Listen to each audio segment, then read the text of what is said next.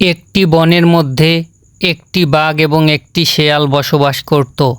তারা দুজনেই অনেক ভালো বন্ধু ছিল।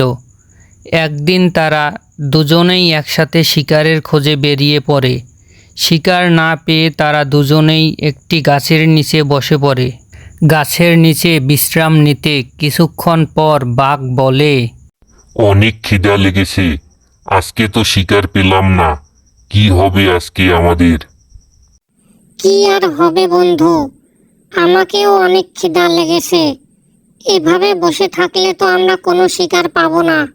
চলো, তার চেয়ে বরং আমরা শিকারের খোঁজে বেরিয়ে পড়ি, দেখি কপালে কি আছে। এই কথা বলে বাঘ এবং শিয়াল তারা দুজনেই শিকারের খোঁজে হাঁটতে শুরু করে। কিছু দূর যেতে না যেতেই তারা দেখতে পায় নদীর ধারে একটি মাঠে একটি ছাগল ঘাস খাচ্ছে। ছাগলটির ঘাস খাওয়া দেখে বাঘ বলে, ওই তো শিকার, যাই গিয়ে ধরে ফেলি ছাগলটিকে। থামো বন্ধু, এত তাড়াহুড়ো করলে ছাগলটি তো পালিয়ে যাবে। তার চেয়ে বরং আমি আমার বুদ্ধি দিয়ে ছাগলটিকে ধরি।